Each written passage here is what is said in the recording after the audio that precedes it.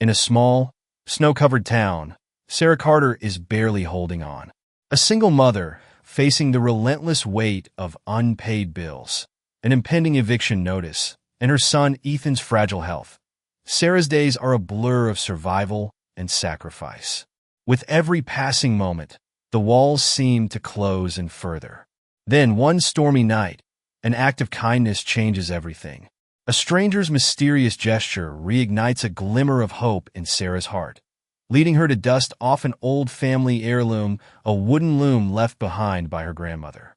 As she weaves thread after thread into scarves and table runners, Sarah begins to find her way forward. But her path is anything but smooth. The looming fear of failure, unexpected setbacks, and the constant struggle to provide for Ethan threaten to undo all her progress. Yet, through the generosity of neighbors, the love of her resilient son, and the courage to keep trying, Sarah discovers strength she didn't know she had. The snow fell thick and heavy, blanketing the streets of Colton in a shroud of quiet desolation. The storm had rolled in faster than anyone expected, catching even the most prepared off guard. Sarah Carter tightened the frayed scarf around her neck and pulled her worn coat closer, the fabric no match for the biting wind that cut through her like shards of ice.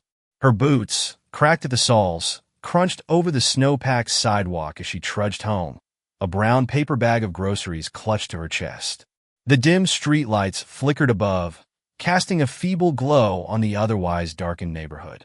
Most of the houses were shuttered, their occupants warm and safe inside. Sarah could almost feel the heat of their fireplaces, the laughter of families as they huddled together. It was a sharp contrast to her own world, a small, drafty apartment 2 blocks away, where her 8-year-old son, Ethan, waited. Ethan was her everything, the reason she pushed forward despite the weight of the world pressing down on her. His chronic illness, something the doctors called a rare immune disorder, had turned their lives into an unending battle. The medical bills piled higher each month, a cruel reminder of how little she had. She had pawned her wedding ring earlier that day, the last thing of value she owned, just to buy the bare essentials: bread, milk, and the prescription Ethan needed to stave off another dangerous fever. Her hands, raw and trembling from the cold, tightened around the bag. The thought of Ethan's face when she walked through the door warmed her, if only for a moment. He always tried to smile for her, even on his worst days. He had a resilience she admired, one that made her ashamed of her own moments of doubt and despair. As Sarah turned the corner onto Oak Street, the howl of the wind drowned out all other sounds. She almost missed the figure bent over at the side of the road, fumbling with a tire iron. The glow of a hazard light illuminated the scene. An older man, his silhouette hunched against the storm, struggling with a flat tire. Sarah hesitated, torn between the urgency to get home to Ethan and the tug of compassion she could not ignore. "Do you need help?" she called, her voice nearly lost to the wind. The man straightened, his face lined with age and fatigue. His coat hung loosely on his thin frame, and his gloved hands shook as he waved her off. "I'm fine," he said, though his actions betrayed his words. Sarah set the grocery bag down carefully on a patch of dry pavement and stepped closer. "You won't be fine if you freeze out here," she said, her tone firmer now. Without waiting for a reply, she knelt beside the tire and reached for the iron. Her hands, stiff and aching, worked the bolts loose as the man watched, too surprised to protest. Minutes stretched into what felt like hours as Sarah fought against the cold and her own exhaustion. When the spare tire was finally in place, she stood and wiped her hands on her coat, her breath visible in the frigid air. The man stared at her, his eyes soft with gratitude. "You didn't have to do that," he said quietly. "Neither did you," Sarah replied, nodding toward his car. "But you're out here trying." He chuckled softly, the sound swallowed by the storm. "Fair enough." They exchanged few words after that. The man introduced himself simply as Henry, thanked her again, and insisted she take the last $20 bill from his wallet. Sarah refused, shaking her head. "Just pay it forward," she said before picking up her groceries and continuing her trek home. The warmth of her apartment was a welcome relief, though it did little to soothe the deeper cold that had settled in her bones. Ethan was on the couch, wrapped in a blanket and reading one of the library books she borrowed weekly for him. His pale face brightened when he saw her, his thin frame barely making a dent in the cushions. "Mom, you're back." His smile was wide, but Sarah saw the shadows in his eyes, the tiredness that no amount of medicine seemed to erase. "I'm back," she said, forcing a cheerfulness she didn't feel. She set the bag on the counter and crossed the room to kneel beside him. She pressed a hand to his forehead, relieved to find it cool. "How are you feeling?" "Better," he said, though his voice betrayed the effort it took to answer. She kissed his forehead, lingering for a moment before rising to unpack the groceries. As she did, the events of the evening replayed in her mind. Helping Henry had been instinctive, but now that she was home, the weight of her own problems returned with full force. The eviction notice tacked to the fridge mocked her, a reminder that she had less than a week to come up with the rent or face losing the little they had. After Ethan had fallen asleep, Sarah sat by the window, watching the snow fall in thick, silent sheets. The streetlights cast long shadows, and she found herself wondering if Henry had made it home safely. She pushed the thought aside.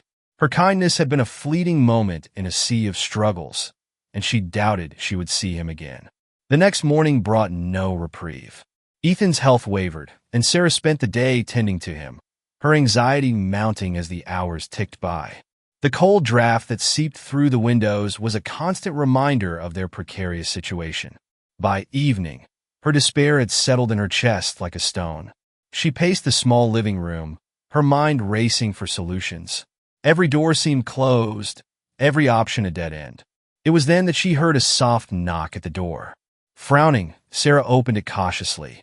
No one stood on the snow-covered porch, but at her feet lay a plain brown bag. She knelt and picked it up, her hands trembling.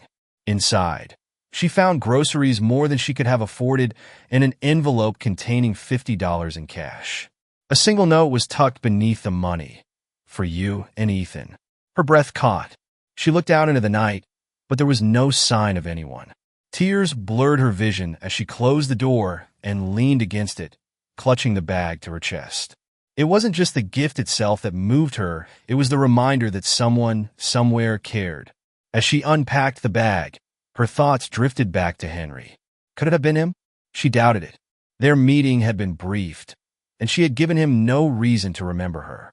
But as she prepared a modest dinner for Ethan, the weight on her shoulders felt just a little lighter. For the first time in weeks, Sarah allowed herself to hope. The winter sun barely crept through the thick clouds the next morning, casting a pale gray light across the small apartment. Sarah woke to the sound of Ethan coughing, the harsh, wet rasp pulling her from restless sleep. She hurried to his side, where he lay curled on the couch beneath layers of mismatched blankets. "How bad is it, sweetheart?" she asked, kneeling beside him. Ethan tried to speak, but fell into another fit of coughing.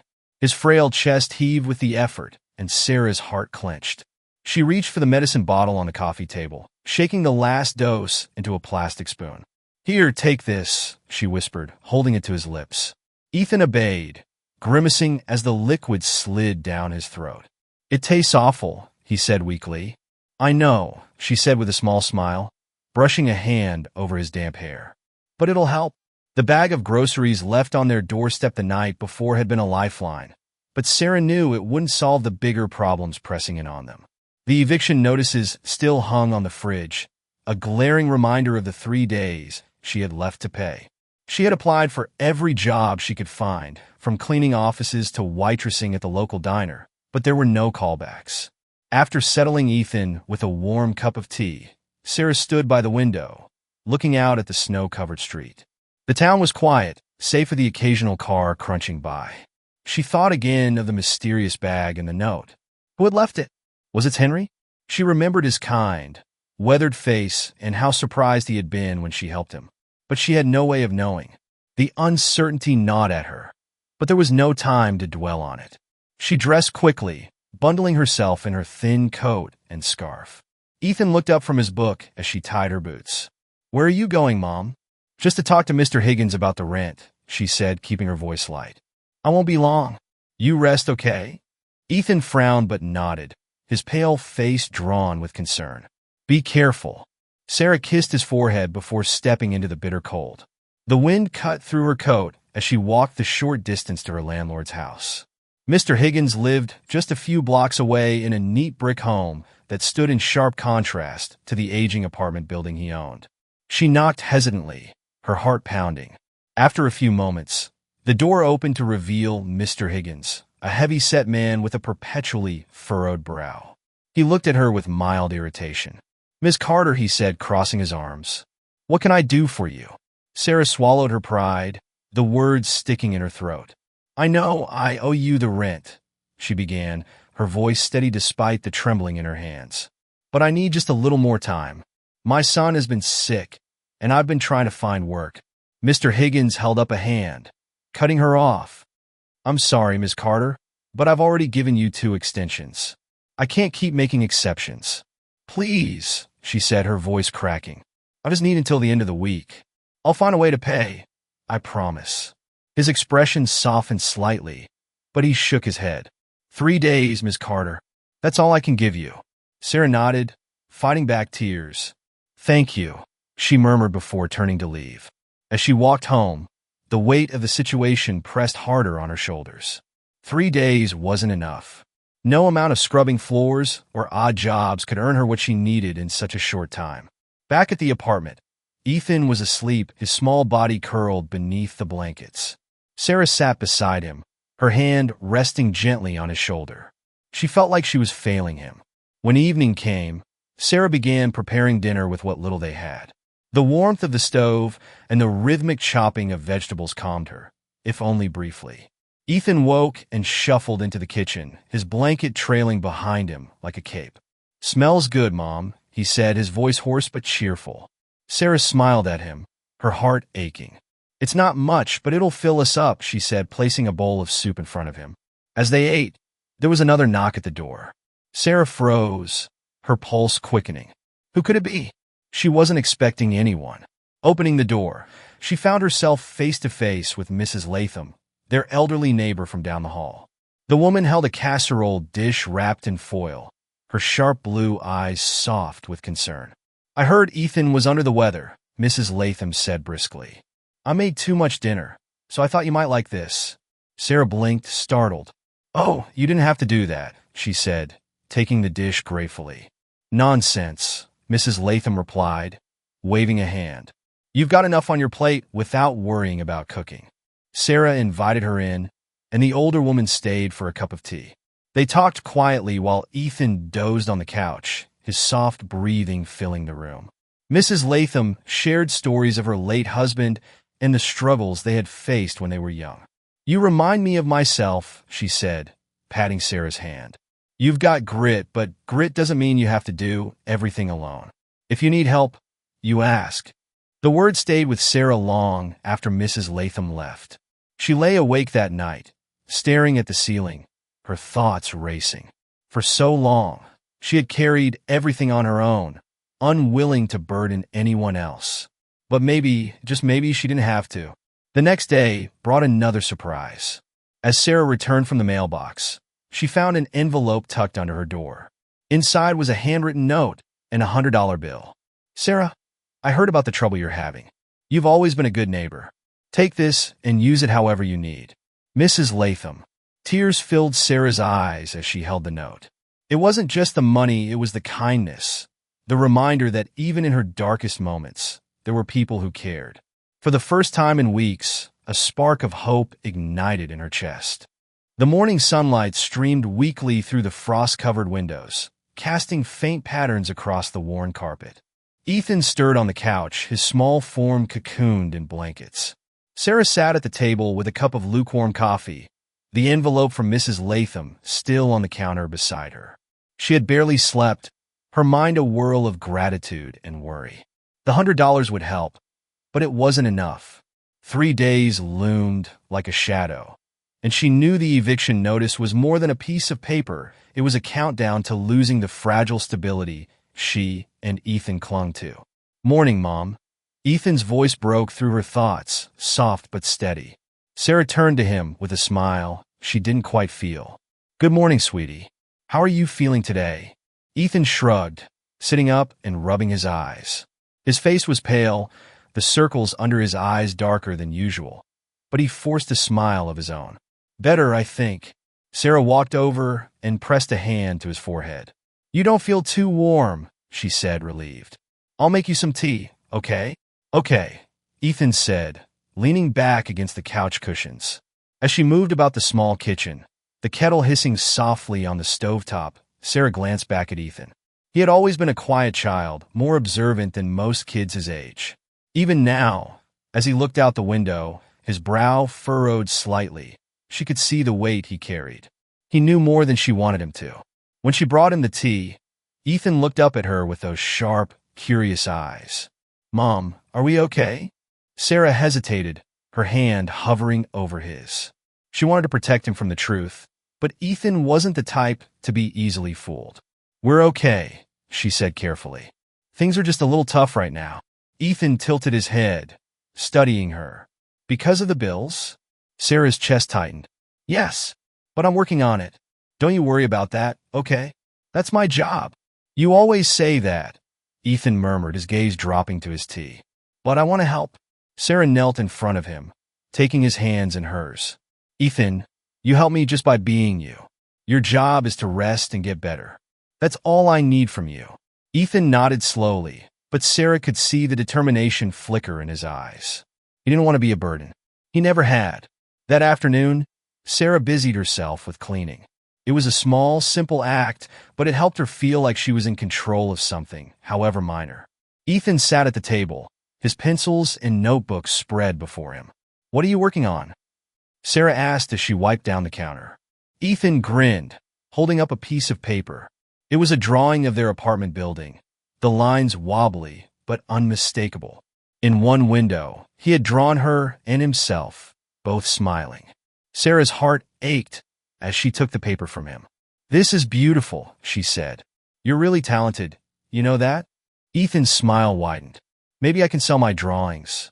That could help, right?" Sarah laughed softly, brushing his hair back. "That's sweet of you to think about, but you don't have to do that. I'll figure this out." The rest of the day passed quietly, the tension in the air hanging unspoken between them. That evening, as Sarah prepared dinner, there was another knock at the door. She opened it to find a young woman standing there, bundled in a thick coat and scarf. She held a paper bag in one hand and a shy smile on her face. "Hi, Miss Carter," the woman said. "I'm Lily from upstairs. I heard Ethan was feeling under the weather, so I thought I'd bring you some soup. My mom always says soup makes everything better." Sarah blinked, startled by the gesture.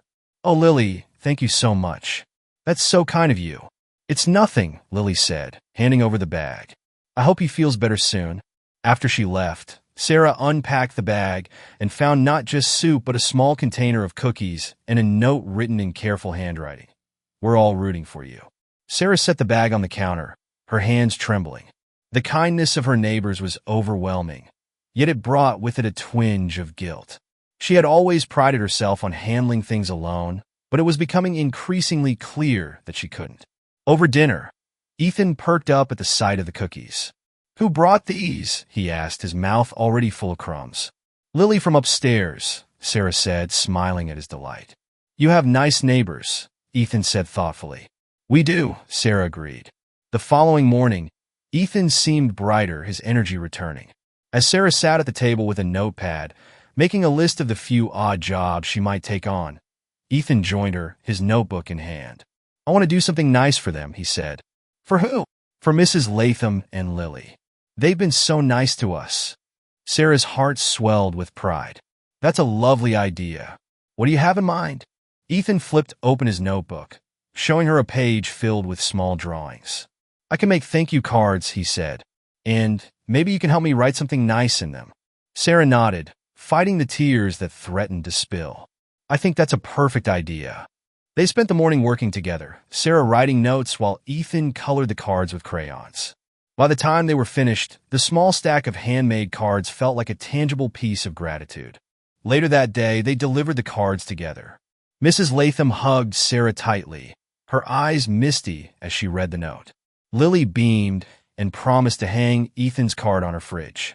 As they walked back to their apartment, Sarah looked down at Ethan, who held her hand tightly. You've got a big heart, you know that, she said. Ethan smiled up at her. I got it from you. Sarah laughed softly, her chest tightening with both love and worry. Ethan's resilience was her greatest source of strength, but it also reminded her how much she had to fight for. That night, as she tucked Ethan into bed, she whispered, "We're going to be okay. I promise." Ethan nodded sleepily, his small hand clutching hers. I believe you, Mom. For the first time in days, Sarah felt a flicker of hope, fragile but growing. The kindness of those around her had begun to weave a net of support she hadn't realized she needed. And though the path ahead was still uncertain, she knew she wasn't walking it alone. The next morning dawned brighter than Sarah had expected. Thin rays of sunlight filtered through the frosted windows, casting a warm glow on the walls. She stood in the kitchen, staring at the last few slices of bread on the counter, her mind churning over the days ahead. The rent was due in 2 days, and despite Mrs. Latham's and Lily's generosity, she was still far from what she needed. Ethan's soft voice broke her thoughts. Mom, are we going to be okay? Sarah turned, her lips curving into a reassuring smile. Of course, sweetheart. We've made it this far, haven't we? Ethan nodded, but the concern lingered in his eyes. He had always been perceptive, far more than his 8 years should allow. After breakfast, Sarah bundled up to check the mailbox. She hoped, though she knew it was unlikely, for a letter about a job application or a miracle bill extension. As she pulled on her coat, Ethan tugged at her sleeve. Can I come with you? He asked. Sarah hesitated, glancing at his pale face and the shadows under his eyes. The wind outside still carried a sharp bite, and she worried about his health. But the hopeful look in his eyes was hard to deny. All right, she said softly, wrapping him in his thickest scarf and hat. But only for a quick walk, okay? Ethan nodded eagerly, grabbing her hand as they stepped out into the crisp morning air. The snow had stopped falling, leaving the town in a sparkling blanket of white. Sarah noticed the quiet streets, the muffled crunch of their boots on the snow the only sound. At the mailbox, Sarah sifted through a small stack of letters. Her heart sank as she flipped through bills and advertisements, nothing offering the reprieve she had hoped for. But then she spotted something unusual, an envelope with no return address, her name handwritten across the front in a steady script. What's that? Ethan asked, peering up at her. I don't know, Sarah murmured, her fingers trembling as she opened it. Inside was a note written in the same neat handwriting. Sarah, someone once helped me when I needed it most. I hope this helps you and Ethan. Don't give up. Folded inside the note was a wad of cash, $200. Sarah's breath caught in her throat. Mom! Ethan's voice was soft, his eyes wide as he stared at her. She blinked rapidly, trying to compose herself. It's a gift, Ethan, from someone who wants to help us. Who? I don't know, she admitted, staring at the note. It doesn't say. Ethan's face lit up. That's so cool. Like a secret superhero. Sarah laughed despite the lump in her throat. Maybe it is. The two of them walked back to the apartment, Ethan chatting excitedly about the mysterious helper. Sarah listened, her heart heavy with gratitude and confusion. Who could have done this? Her first thought was Henry, the elderly man she had helped during the storm. She hadn't seen or heard from him since that night, but the note felt like something he might write. Then again, it could have been someone from the neighborhood who had heard about her situation. The mystery of it all made her chest tighten.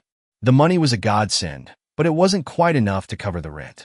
As the day wore on, Sarah couldn't shake the anxiety that still clung to her. She spent the afternoon making calls, trying once again to find a job or at least a way to buy more time from Mr. Higgins. Each call ended the same way, with polite refusals or voicemails that went unanswered. By the time the sun set, her hope had started to wane again. Ethan noticed her quiet mood as they sat on the couch that evening, his small hand slipping into hers. Mom, do you think the person who helped us is watching? Like, do you think they know we're trying? Sarah smiled at him, her heart aching with love. I think so, sweetie. People like that, they believe in helping others, and they know that sometimes we just need a little extra time to figure things out. Ethan nodded solemnly. I think they're really nice. Maybe they'll help again. Sarah kissed his forehead. Maybe, she said softly, though she didn't want to pin her hopes on it. The next day brought another unexpected surprise. As Sarah walked Ethan back from the doctor's office, where she had just used part of the money to pick up his prescription, they passed the corner market. "Let's stop in," she said, pulling him gently toward the door. Inside, the store owner, Mr. Patel, greeted them warmly. "Good to see you, Sarah. How is Ethan?" "He's doing okay," Sarah replied, glancing down at her son. "Just a checkup today." Mr. Patel nodded, then paused, as if considering something. "Hold on a moment," he said, disappearing into the back room. When he returned, he held a small box filled with canned goods and pantry staples. "Take this," he said, pushing it toward her. Sarah blinked, caught off guard. "Oh, Mr. Patel, I couldn't." "Nonsense," he interrupted, his tone firm but kind. "I've been hearing from the neighbors. We all know how hard you've been working to take care of Ethan. Let this be one less thing to worry about." Tears pricked at Sarah's eyes as she accepted the box. "Thank you," she whispered. Mr. Patel smiled warmly. "You take care of that boy, Sarah. That's all the thanks I need." As they walked home, Ethan held her hand tightly, his face glowing with excitement. "See, Mom? People are helping because they care." Sarah nodded, her throat too tight to speak. The kindness of her neighbors and the anonymous note began to weave together in her mind, creating a small but growing sense of hope. When they reached the apartment, she set the box down and turned to Ethan. "Do you know what this means?" "What?" "It means we're not alone. We've got people rooting for us, even when we don't see them." Ethan grinned. "Like a team." "Exactly," Sarah said, hugging him close. As she sat that evening, looking out at the snowy street, Sarah's mind turned again to the note. Whoever had written it believed in her. And as she thought of her neighbor's kindness and the way Ethan had smiled despite everything, she realized she was starting to believe in herself too. For the first time in what felt like forever, Sarah dared to hope that the storm in her life might one day pass. The snow had begun to melt, leaving slushy patches along the sidewalks as Sarah walked home from her latest job interview.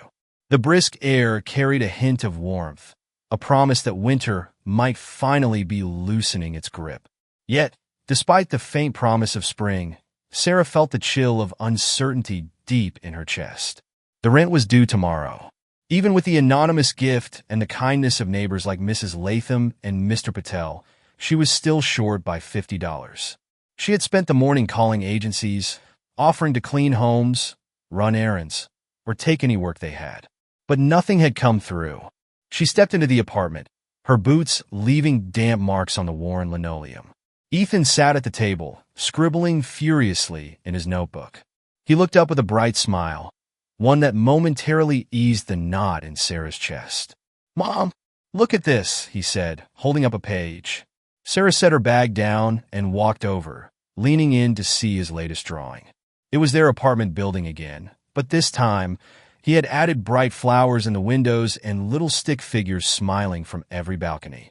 "That's beautiful, Ethan," she said, ruffling his hair. "Are those flowers for spring?" He nodded enthusiastically. "I thought they'd make it look happier." Sarah hugged him tightly, her heart aching at his innocence. Even as their world seemed to crumble, Ethan always found ways to brighten it. After lunch, as Ethan lay down for his nap, Sarah sat at the small table, staring at the bills stacked neatly before her. She felt like she was drowning, the weight of her responsibilities pulling her under. Her eyes drifted to the corner of the room, where a faded quilt covered a large wooden object, the loom her grandmother had left her years ago. It had been years since Sarah had touched it. Her grandmother, a skilled weaver, had taught her as a child. She remembered the rhythmic sound of the loom, the feel of the yarn between her fingers, and the pride she had felt creating something beautiful out of mere threads. Without thinking, Sarah stood and pulled the quilt off the loom.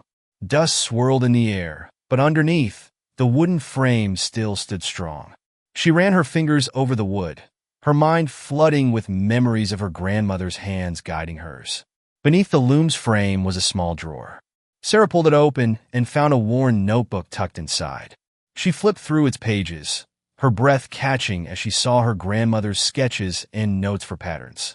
One page, in her neat cursive handwriting, read, "When life unravels, weave something stronger."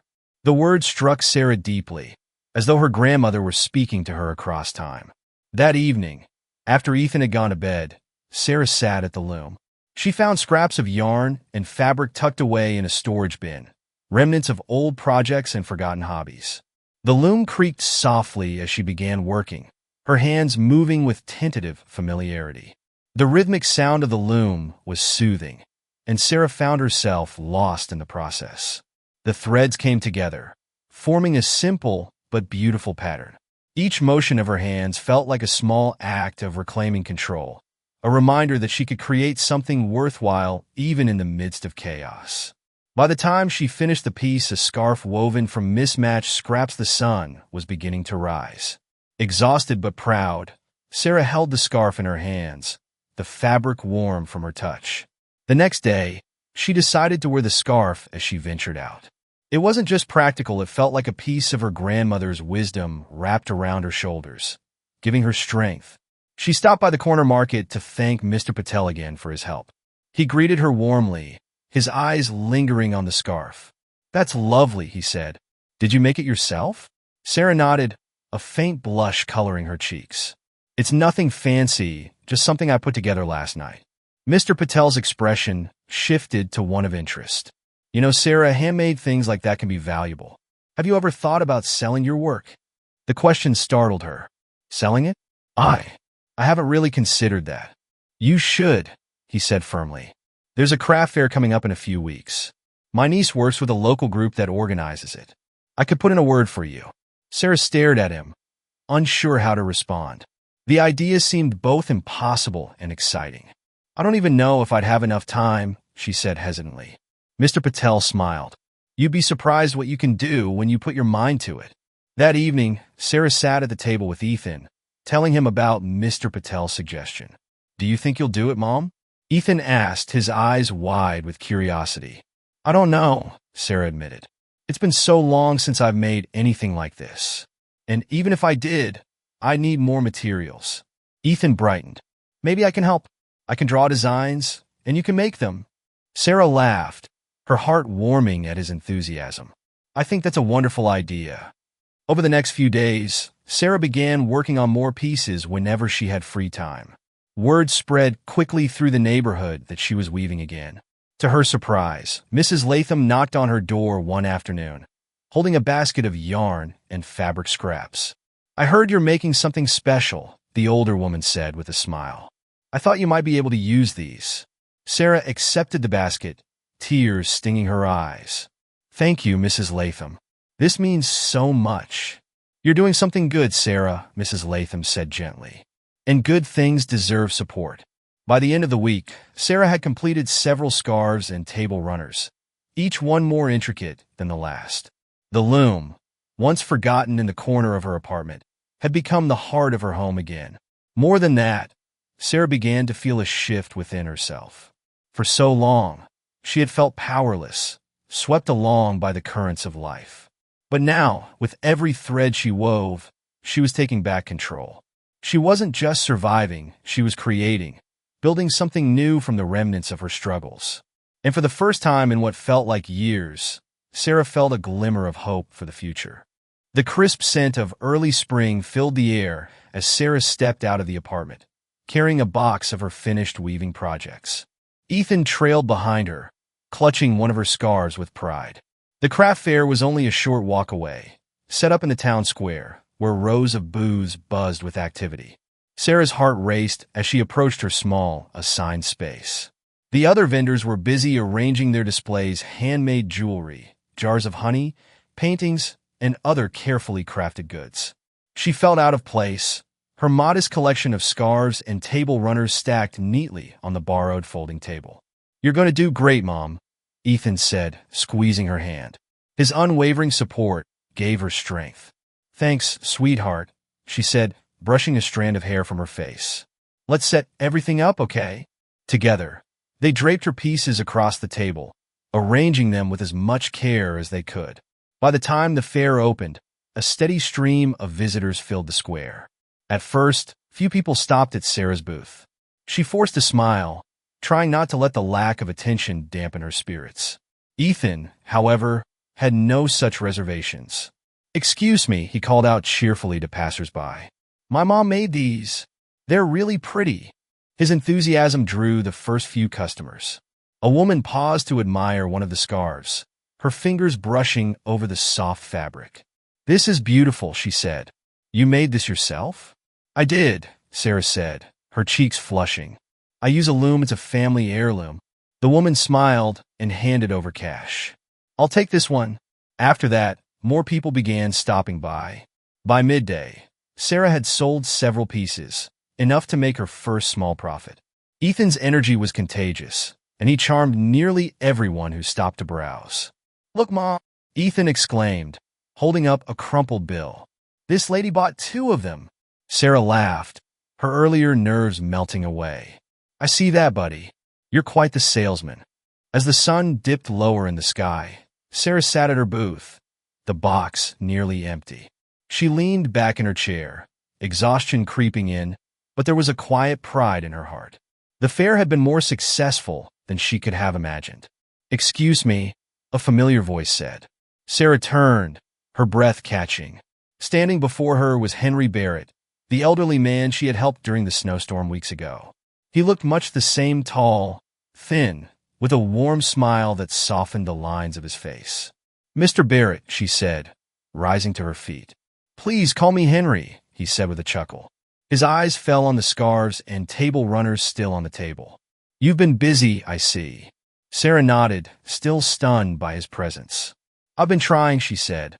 They're a way for me to make ends meet." Henry picked up one of the scarves, his fingers brushing over the fabric.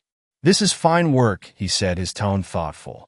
"Thank you," Sarah said, watching him closely. "I wasn't sure if I could do it at first, but—" Henry looked up at her, his expression kind. "You'd be surprised what you're capable of when you have no other choice." The word struck a chord, and Sarah's throat tightened. Before she could respond, Henry reached into his coat pocket and pulled out an envelope. "I owe you more than just gratitude," he said, placing the envelope on the table. Sarah blinked, confused. "I don't understand." Henry smiled. "That night during the storm, you could have walked past me. You didn't. You stopped to help, even when you had nothing to give. That kind of kindness, it's rare, and it deserves to be repaid." Opening the envelope, Sarah's eyes widened as she saw the check inside. It wasn't just a small gesture, it was enough to pay her rent, catch up on bills, and give her a cushion she hadn't dared to dream of. "I can't accept this," she said, her voice shaking. "You can," Henry said firmly. "And you will. Because this isn't just about paying it forward, it's about investing in someone who deserves a second chance." Sarah stared at him, her vision blurred with tears. "I don't know how to thank you." "You already have," Henry said with a gentle smile. "Just promise me one thing." "What's that?" "Keep weaving," he said. "You have a gift, Sarah. Don't let it go to waste." As Henry walked away, Sarah sat back down, clutching the envelope. Ethan tugged at her sleeve. "Mom, who was that?" Sarah smiled, brushing away her tears. "Someone who believes in us," she said softly. Ethan grinned. "Like a real-life guardian angel." Sarah laughed, pulling him into a hug. "Something like that." That night, after they returned home and Ethan had fallen asleep, Sarah sat at the loom. Henry's words echoed in her mind as she ran her fingers over the wooden frame. Keep weaving. She thought about everything that had brought her to this moment: the storm, the eviction notice, the anonymous help, the kindness of neighbors, and now, Henry's extraordinary gift. It was as if each thread of her life had been pulled together, forming a pattern she hadn't been able to see until now. With steady hands, she began weaving again, the loom's rhythmic sound filling the quiet apartment. For the first time in months, Sarah felt more than just hope. She felt possibility. The sun broke through the clouds the next morning, flooding the small apartment with golden light. It was the kind of morning that felt full of promise. And for the first time in months, Sarah let herself believe that things might truly be changing for the better. Ethan was already awake, seated at the table with his notebook. He was busy drawing something, his small hands smudged with pencil marks. When Sarah walked over, her coffee mug in hand, he beamed up at her. "Look, Mom," he said, holding up his work. The page showed a simple but cheerful design, a row of colorful flowers growing against a bright, sunlit sky. "It's beautiful, Ethan," Sarah said. "Is this for one of my scarves?" He nodded eagerly. You said you needed ideas, so I made some. Sarah leaned down and kissed his head. Thank you, sweetheart. You're my best designer. The memory of Henry's words echoed in her mind. Keep weaving. She planned to do exactly that. After breakfast, Sarah sat at her loom, threading bright yarn through the frame. The new materials from Mrs. Latham's donation had given her a range of colors to work with, and Ethan's designs were her inspiration. As the rhythmic sound of the loom filled the room, Sarah felt a sense of purpose she hadn't known in years.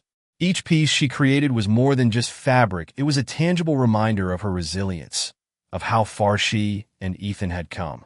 By mid-afternoon, she had completed another scarf, its pattern a cheerful mix of yellows and greens. Ethan watched her work, his chin propped on his hands. You're getting really good at this, he said. Sarah laughed softly. I think it's like riding a bike. Once you learn, you never really forget. Ethan tilted his head thoughtfully. Do you think we'll have enough to sell more scarves soon? That's the plan, Sarah said, carefully folding the finished piece. We'll build up a little inventory first, and then maybe we can talk to Mr. Patel about selling them at his store. Ethan's face lit up. That would be so cool. The next few days passed in a blur of activity. Sarah dedicated every spare moment to weaving, her confidence growing with each finished piece. The money from Henry had lifted a significant weight, allowing her to pay the overdue rent and cover Ethan's medical expenses. For the first time in months, she could breathe without the constant fear of losing everything. She visited Mr. Patel at the market on a crisp Wednesday morning, carrying a small bag of her best scarves. Sarah, he greeted warmly, his eyes immediately falling on the bag. What have you brought me today? She pulled out the scarves, spreading them across the counter. Mr. Patel studied them closely, his fingers tracing the patterns. These are excellent, he said after a moment. I think they'll sell very well. Sarah's breath caught. Do you really think so? I know so, he replied with a smile. Let's start with a small display in the shop. If they sell quickly, we can expand from there. Tears pricked Sarah's eyes. Thank you, Mr. Patel. I don't know what to say. He waved a hand. You've done the hard work, Sarah. I'm just giving people a chance to see it. By the end of the week, Sarah's scarves were on display in the front window of Patel's Market, arranged neatly beneath a small sign that read hand-woven by Sarah Carter. Each time she passed the shop, her chest swelled with a mix of pride and disbelief. Ethan loved seeing the scarves in the window. He would stop in front of the shop every day after school, his nose pressed against the glass. People are going to love them, Mom, he said confidently. Sarah smiled down at him, her heart full. I hope so, buddy. A week later, Sarah received her first earnings from the scarves. Mr. Patel handed her an envelope with a kind smile. They're selling faster than I expected, he said. You might want to make more. Sarah opened the envelope, her hands trembling slightly. Inside was more money than she had dared to hope for. Thank you, she said, her voice thick with emotion. You earned it, Mr. Patel said firmly. Keep it up. The next morning, Sarah sat at the loom, weaving with a renewed sense of purpose. Each thread felt like a step forward, a piece of the life she was rebuilding for herself and Ethan. As she worked, Ethan sat nearby, drawing new patterns and telling her about his plans for the future. When I grow up, I'm going to be an artist, he said, and I'm going to make things for your shop. Sarah laughed. Our shop? Yeah, Ethan said, grinning. We'll work together like a team. Sarah's heart swelled. I think that's a wonderful idea. By the end of the month, Sarah's scarves were selling so well that Mr. Patel offered her a permanent section in the store. Other shopkeepers in town began asking about her work, and soon, Sarah found herself with more orders than she could handle. Despite the growing demands on her time, Sarah felt a sense of balance returning to her life.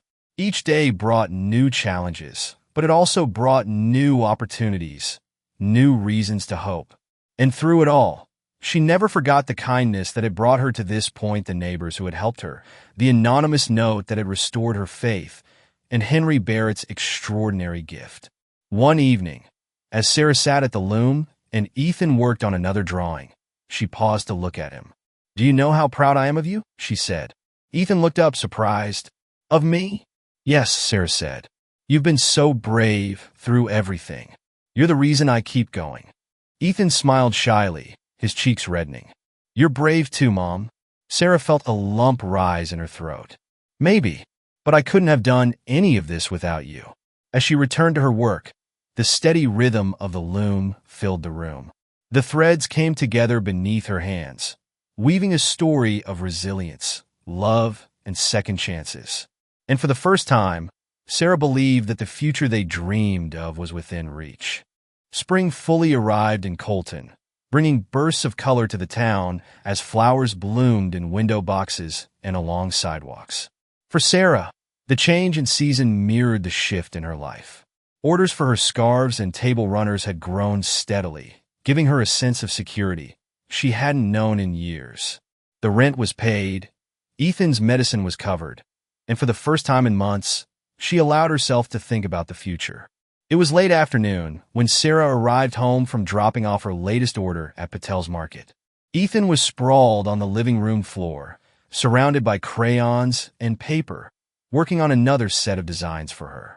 "Hey, Mom, look at this one," he called, holding up a page with a bright, swirling pattern of blues and greens. Sarah smiled, setting her bag down. "That's beautiful, Ethan. It looks like waves."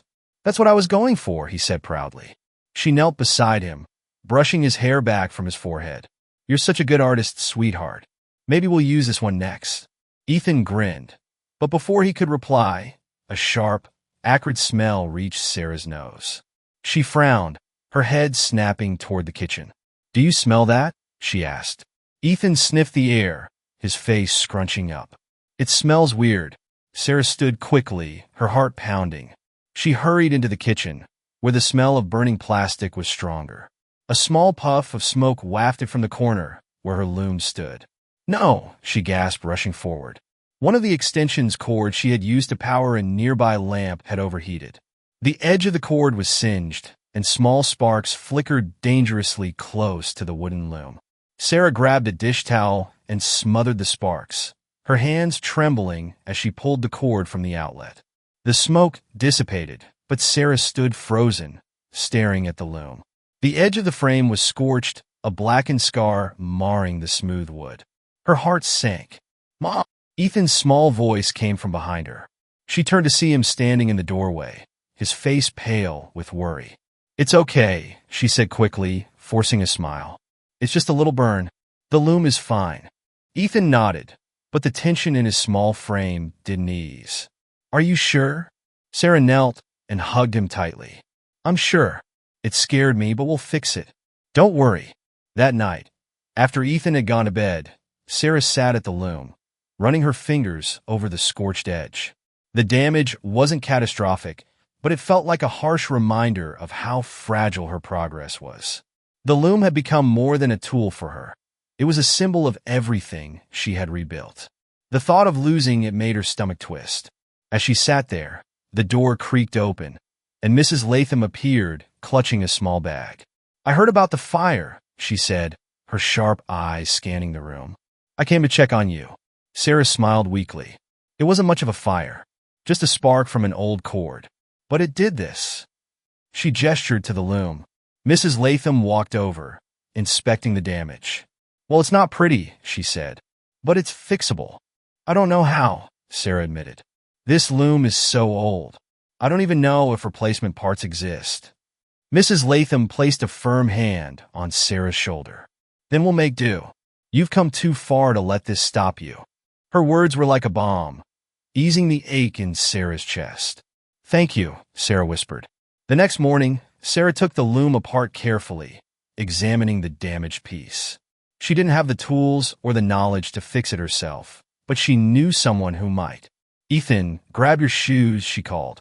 "We're going to see Mr. Cooper." Mr. Cooper owned the hardware store on Main Street. He was a quiet man with a reputation for fixing just about anything. Sarah explained the situation, showing him the scorched piece of the loom. Mr. Cooper studied it closely, running a hand over the wood. "This is good craftsmanship," he said. "It's a shame about the burn, but I think I can help." Sarah's shoulders sagged with relief. "Thank you so much. What do I owe you?" He waved a hand dismissively. "Nothing yet. Let me see what I can do first. Come back tomorrow, and we'll talk." While they waited for the repair, Sarah felt the weight of her stalled work pressing down on her. Orders were piling up, and she hated the thought of disappointing her customers. To distract herself, she focused on Ethan. They spent the afternoon baking cookies and playing board games. His laughter filled the apartment, a reminder of why she had fought so hard to keep their home. "Mom," Ethan said as they packed the cookies into a tin, "do you think we'll ever live in a big house someday?" Sarah paused, her hands hovering over the tin. "Maybe," she said carefully. "But what's wrong with this one?" "Nothing," Ethan said quickly. "I just think it would be cool to have a yard. And maybe a dog." Sarah smiled, ruffling his hair. "One day maybe we will. But for now, we're doing just fine right here." Ethan nodded, his face brightening. "Okay, but if we do get a dog, I want to name it Max." "Max it is," Sarah said, laughing. The next day, Sarah returned to the hardware store. Mr. Cooper greeted her with a small but satisfied smile. "It wasn't easy," he said, holding up the repaired piece of the loom, "but I think this will do the trick." Sarah examined the wood, running her fingers over the smooth repair. "This is perfect. Thank you so much." He shrugged. "Just keep making those scarves. My wife bought one from Patel's Market last week, and she hasn't stopped talking about it." Sarah's cheeks flushed. "I'm glad she liked it, and thank you again for this." That evening, Sarah reassembled the loom, her hands steady and sure. The burn mark was gone, replaced by a new piece of wood that fit seamlessly into the frame. As she began weaving again, the familiar rhythm filled the apartment. Ethan sat nearby, his crayons spread across the floor. "Everything's back to normal now, huh?" he asked. "Almost," Sarah said, smiling at him. "But normal's not so bad." Ethan grinned. "I think it's pretty great." Sarah worked late into the night, finishing a new scarf with Ethan's wave pattern. The threads came together perfectly, their bright colors a reflection of the hope that had carried her through the setback. As she laid the scarf on the table, she felt a quiet sense of triumph. The loom was fixed, the orders would be filled, and she was reminded once again that she could face whatever challenges came her way. Life might fray at the edges, but with enough care, it could always be mended. The days rolled into weeks, and Sarah's scarves continued to sell at Patel's Market and beyond. Word of her work spread through the small town, and a steady stream of new orders kept her loom humming late into the night. Each sale felt like a small victory, a tangible step toward the life she had dreamed of for herself and Ethan. One morning, as Sarah sat at the kitchen table reviewing her growing list of orders, Ethan bounded into the room holding a flyer. "Mom, look at this," he said, thrusting the paper into her hands. Sarah squinted at the colorful text. Colton's annual spring fair. Craft booths, local vendors, live music community celebration. The fair was a major event in town, drawing visitors from neighboring areas. Sarah felt a flutter of excitement, but also a pang of uncertainty as she read the details. "It says you can sell your stuff there," Ethan said, his eyes wide with enthusiasm. "You should do it." Sarah hesitated, her fingers brushing over the edges of the flyer. "It's a big event, Ethan. I don't know if I have enough ready to sell, and I need to rent a booth. Maybe Mr. Patel can help." Ethan said. "He said people love your scarves, right? He might want you to be there." Sarah smiled at his boundless optimism. "You're not wrong. I guess it doesn't hurt to ask." Later that day, Sarah visited the market to speak with Mr. Patel. The store was busy, customers browsing as the shopkeeper rearranged a display of fresh produce. When he saw Sarah, he waved her over with a warm smile. "Good timing," he said. "I was just about to call you.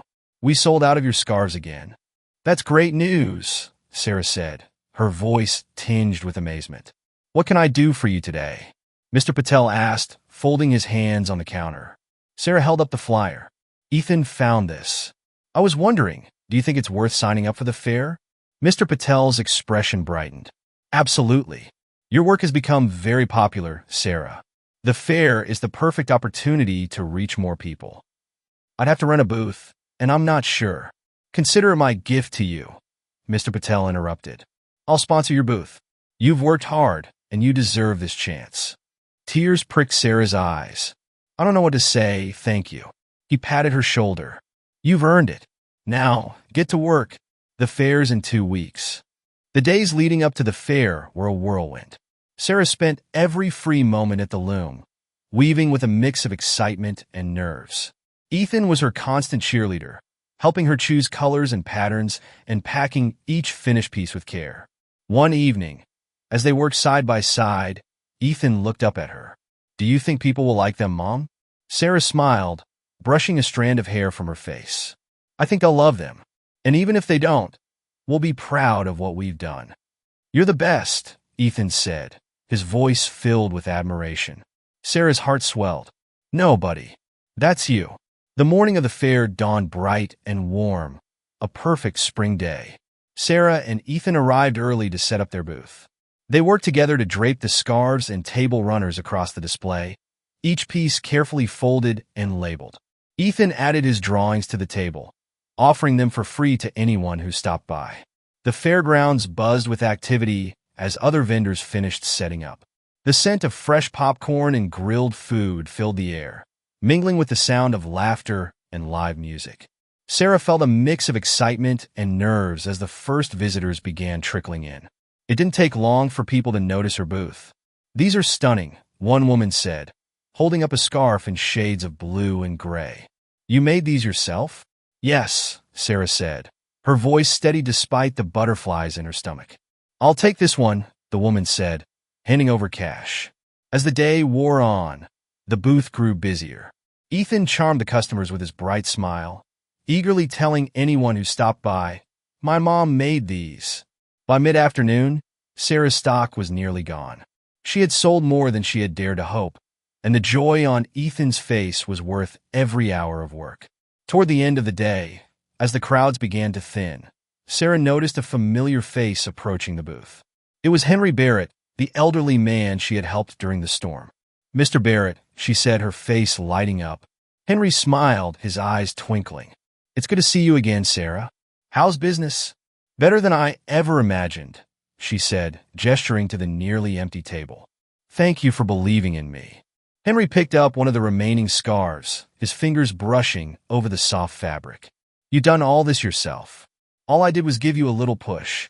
Sarah smiled, her chest tightening with gratitude. "It means more than you know." Henry nodded, then turned his attention to Ethan. "And who's this young man?" Ethan stood tall, grinning proudly. "I'm Ethan.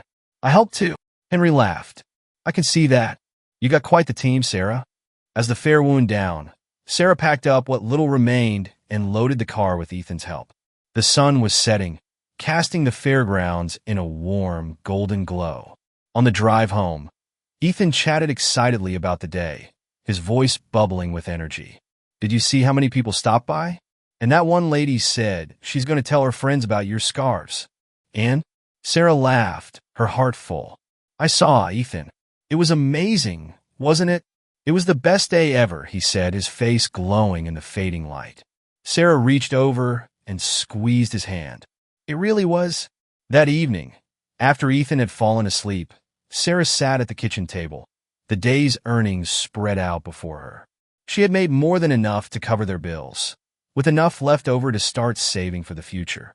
The weight that had pressed on her for so long felt lighter now, replaced by a sense of possibility. She looked over at the loom, the threads of her latest project still in place. It wasn't just a tool anymore, it was a symbol of everything she and Ethan had built together. And as Sarah began planning her next steps, she knew this was only the beginning. The weeks after the spring fair passed quickly, filled with a new rhythm of work and growth. Sarah's scarves continued to sell steadily at Patel's Market, and word of her work spread to neighboring towns. A boutique owner from a larger city even reached out, requesting a consignment deal for her table runners. The once overwhelming fear of falling behind was replaced by cautious optimism. Ethan thrived alongside her success. His health had stabilized, and his laughter rang through their small apartment more often now. The light in his eyes, dulled by months of struggle, had returned. But even with their newfound stability, Sarah felt a quiet longing, one she had buried during the worst of their hardships. Their apartment, while familiar and safe, no longer felt like enough. "Mom," Ethan said one evening as they sat on the couch, a blanket wrapped around them both. "Do you think we'll ever have a house?" With a backyard? And maybe a dog. Sarah smiled, ruffling his hair. I think we can start thinking about that, she said softly. If we keep working hard, anything is possible. The next day, Sarah stopped by Patel's market to drop off another order. Mr. Patel greeted her warmly, as he always did, but this time there was a spark of excitement in his eyes. Sarah, he said, leaning over the counter, you'll never believe this. What is it? She asked, curious. You know the scarves you sent to the city boutique? They sold out in 3 days. 3 days? Sarah's breath caught. Are you serious? Serious as can be, he said with a grin. The owner called me this morning. She wants more, as many as you can make. Sarah's mind raced. The boutique's order had been a leap of faith, a chance to expand beyond Colton. Now it was more than that, it was an opportunity to build something lasting. Thank you, Mr. Patel, she said, her voice full of emotion. I wouldn't be here without you. He waved her off. You're the one with the talent, Sarah. I just gave you a little nudge. That evening, Sarah sat at the kitchen table, her notepad filled with sketches and plans. The new order would be challenging, but it was also a chance to earn enough to make a down payment on something she had only dared to dream of, a house. Ethan, she called, come here for a second. Ethan bounded over, his notebook tucked under his arm. What's up, Mom? She pulled him in her lap, hugging him tightly. How would you feel about looking for a new place to live? Maybe a house with a backyard? His eyes lit up. Really? With a yard? And maybe a dog? Sarah laughed. Maybe even a dog.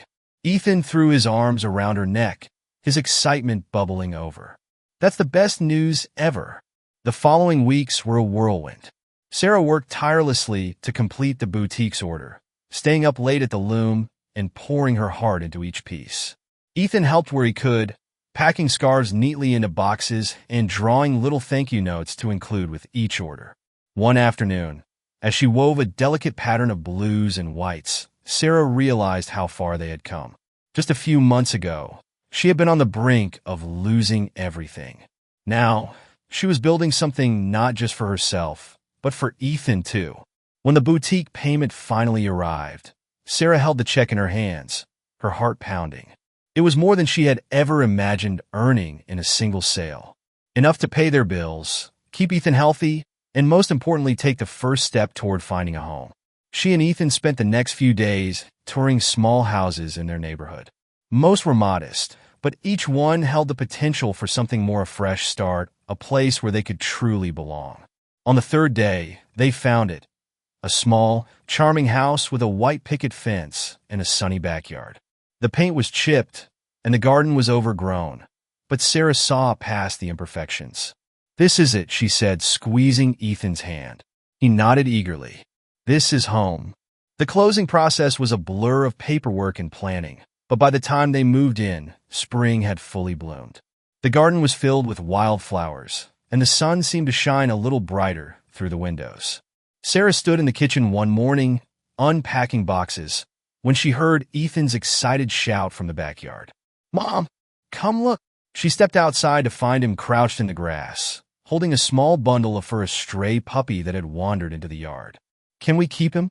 Ethan asked, his eyes wide with hope. Sarah laughed, kneeling beside him. The puppy licked her hand, its tail wagging furiously. Well, she said, we did talk about getting a dog. Ethan grinned. Can we name him Max? Max it is, Sarah said, her heart full. That evening, as the sun set over their new home, Sarah sat on the porch swing with Ethan by her side and Max curled at their feet. The sky was painted in shades of pink and gold, and the air was warm with the promise of summer. You did it, Mom, Ethan said softly. Sarah looked at him, her eyes glistening. We did it, Ethan, together. In the weeks that followed, the house slowly transformed. Neighbors stopped by to welcome them, offering tools, plants, and kind words. Sarah planted flowers in the garden, their bright colors a reflection of the hope that had carried her through. One afternoon, as she sat at the loom in the sunny living room, Ethan brought her a drawing, a simple sketch of their house, with flowers blooming in the yard and Max wagging his tail on the porch. It's perfect, Sarah said, hanging it on the fridge. Life wasn't without its challenges, but Sarah knew they had built something strong woven together through love, perseverance, and the kindness of others. As the days turned to years, the house became more than just a shelter. It became a home filled with laughter, creativity, and the unshakable bond between a mother and her son. And as Sarah watched Ethan chase Max through the yard, she smiled, knowing they had found not just a home, but a future full of hope. Thank you for joining Sarah and Ethan on this heartfelt journey of love, resilience, and hope. If you enjoyed their story, don't forget to subscribe for more inspiring tales of everyday people overcoming extraordinary challenges. Hit the subscribe button now and be part of a community that celebrates perseverance and kindness.